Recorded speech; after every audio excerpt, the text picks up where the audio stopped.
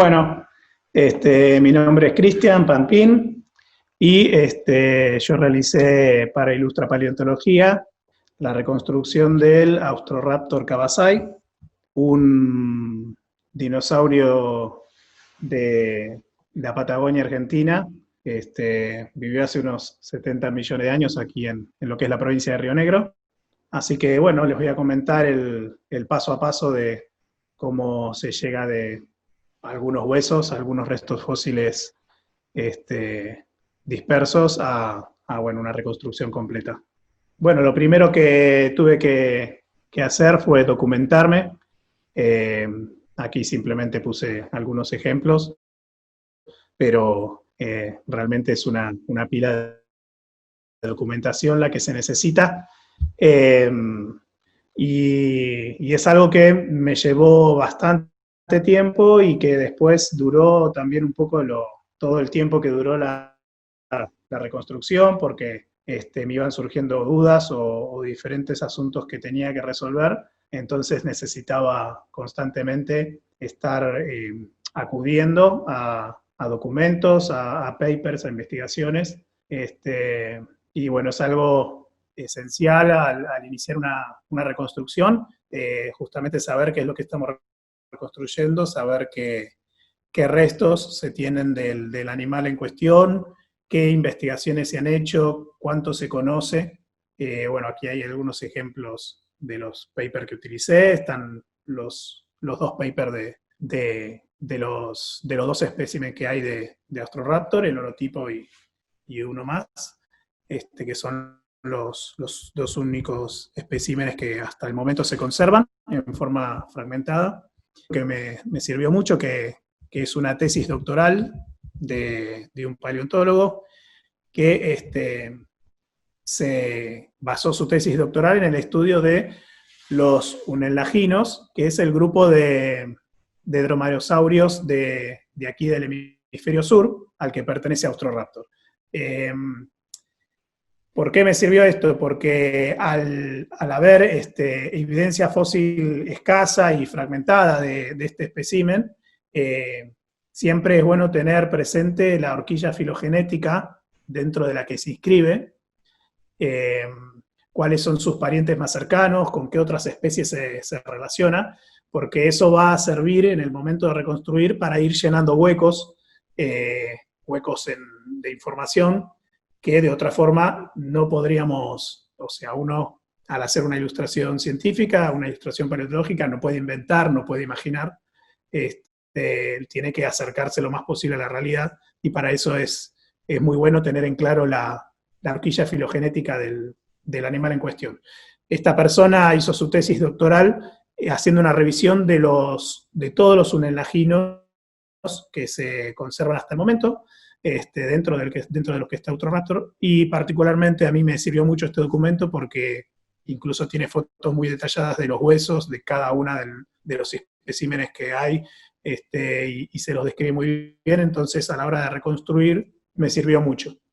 Acá pego un salto en el tiempo porque algo que recomiendan mucho al hacer una reconstrucción también es, en lo posible, contactar a algún especialista en el animal en cuestión, que va a ser siempre mucho mejor, incluso que los papers, porque a veces los papers científicos son difíciles de conseguir, a veces son difíciles de entender y a veces es difícil de encontrar lo que uno justo está buscando.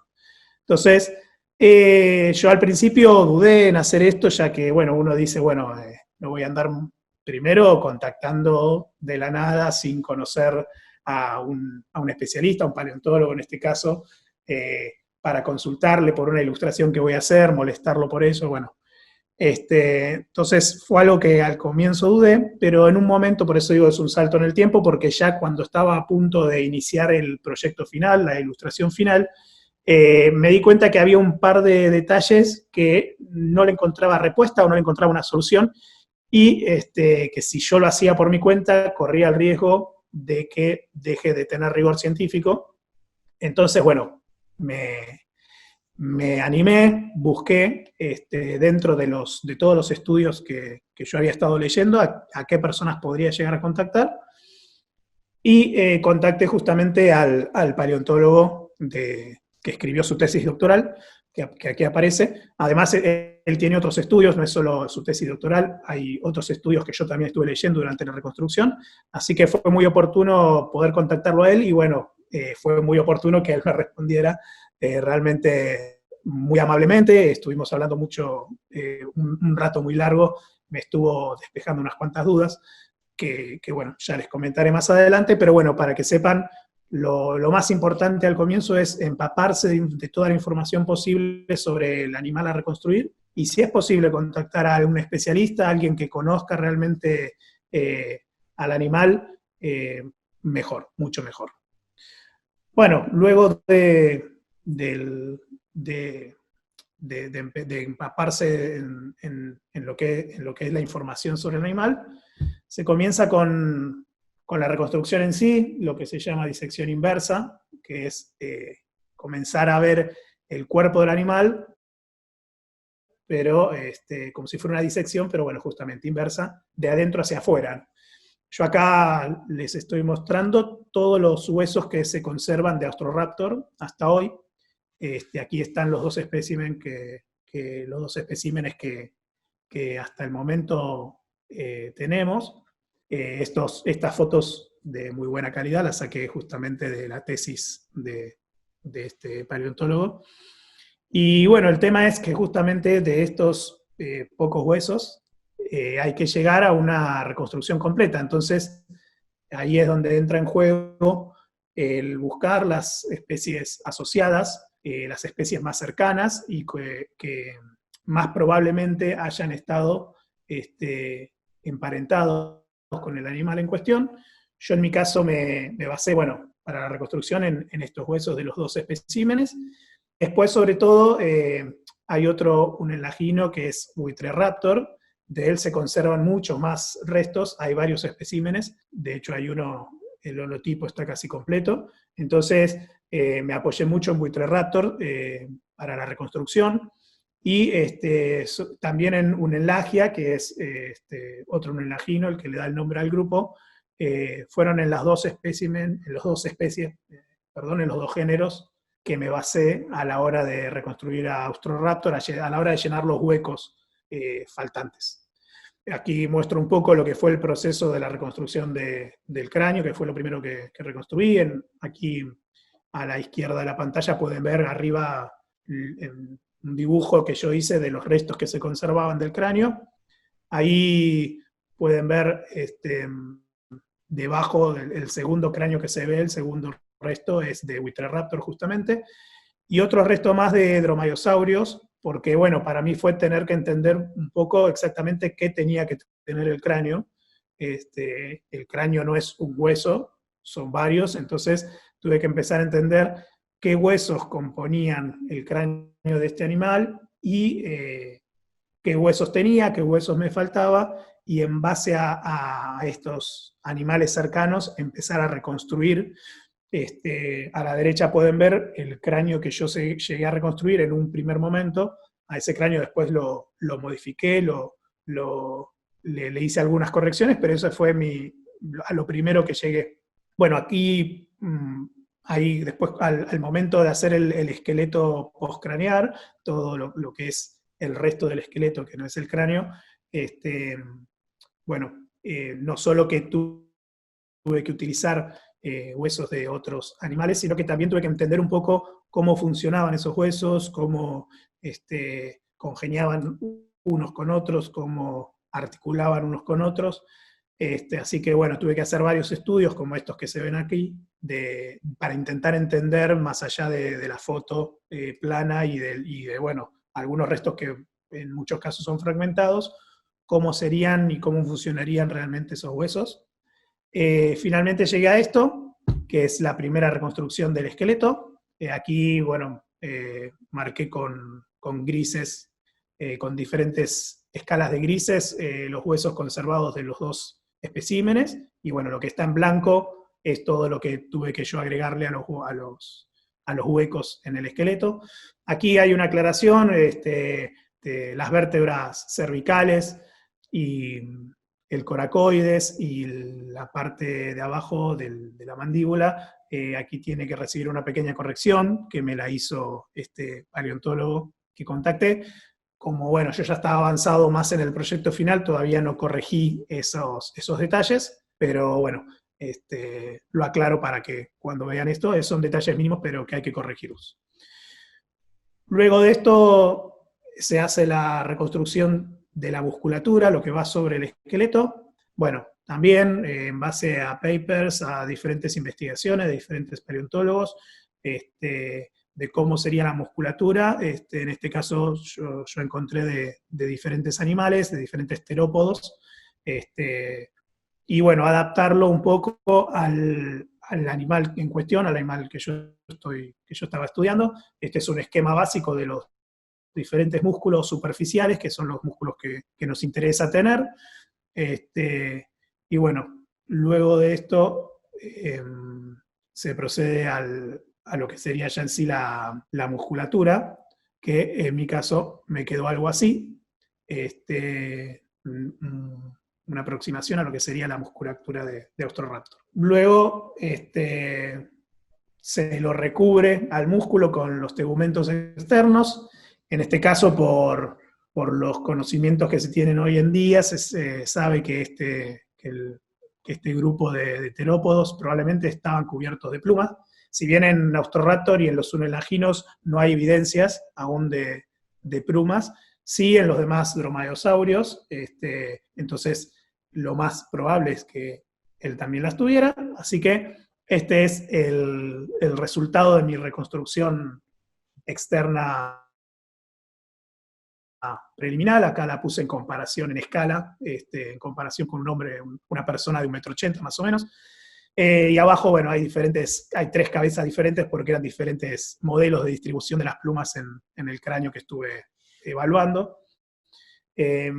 Aquí también, al momento de incorporarle alas, tuve mis dudas al momento de incorporarle plumas desarrolladas, completamente desarrolladas en el brazo, debido a 2 cosas. En primer lugar, el tamaño del animal. Por lo general los dromaeosaurios que se conservan emplumados son pequeños y medianos. Este es uno de los dromaeosaurios más grandes que se conocen, mide alrededor de 5 metros, 5 metros y algo de largo, era un animal muy grande. Y después tiene la particularidad de que tiene los brazos muy cortos para ser un dromaeosaurio. Generalmente los dromaeosaurios y los unelaginos tienen los brazos largos, él los tiene cortos, bueno, no le voy a dar datos técnicos, pero los tiene cortos. Entonces dudaba si ponerle o no plumas desarrolladas. Para esto me sirvió justamente la investigación en los papers. Encontré evidencia de plumas desarrolladas en un dromaeosaurio que se llama Docotaraptor, que se descubrió hace muy poco, que tenía dimensiones similares a Austroraptor, y se descubrieron en los huesos de su brazo evidencia de inserciones de plumas. Entonces, bueno, por ese lado dije, bueno, un dromaeosaurio grande aún así tenía plumas. Me quedaba el tema de los brazos cortos, porque Dakotaraptor tenía brazos largos, y entonces encontré los restos los estudios en los restos de un dromaeosaurio chino de tamaño mediano, pero de brazos cortos, equivalentes a lo que serían los de Austroraptor, y es un esqueleto hermoso, porque es un resto hermoso, porque está el esqueleto impreso en la roca, y se ven claramente las plumas rodeando el animal. Así que bueno, por estos 2 indicios me decanté en agregarle plumas desarrolladas. Después, al charlar con Federico, el paleontólogo con el que hablé, me confirmó que sí, probablemente tenían plumas desarrolladas. Bueno, el paso final para el proyecto era buscar al animal, ponerlo en una pose, en un comportamiento que podría ser característico, que informara algo de lo que podría haber sido el animal en vida, y bueno, darle un poquito de entorno y un color. Para eso yo hice diferentes bocetos, como pueden ver aquí, basados en diferentes aspectos o diferentes cosas que yo había estado leyendo en la bibliografía a lo largo de la reconstrucción, y hice pruebas de color, como pueden ver ahí a la derecha, en base a plumaje de aves rapaces actuales. Esto aquí lo que hicimos fue, algo interesante del curso, fue que todo esto lo compartimos en nuestro grupo de Facebook y pedíamos a nuestros compañeros que nos ayuden un poco a decidir qué elegir. Con respecto al color, finalmente yo me agarré de lo que mis compañeros decidieron por mayoría, que fue el cuarto aquí en, en esta columna. Y con respecto a la pose, al movimiento, a cómo situarlo, yo estaba entre lo que ahí pueden ver como 3 y 5, los dos bocetos. Ya estaba de hecho avanzando sobre el 3 cuando me contacto con este especialista y él me sugiere una pose diferente, más parecida a la que aquí en el boceto es la pose 4, que es al animal agarrando con su garra raptora, su garra grande del pie, a un animal en el momento de la caza. Y esto está relacionado con la particularidad de estos animales que se cree que utilizaban de esa forma la garra que tenían, ¿no?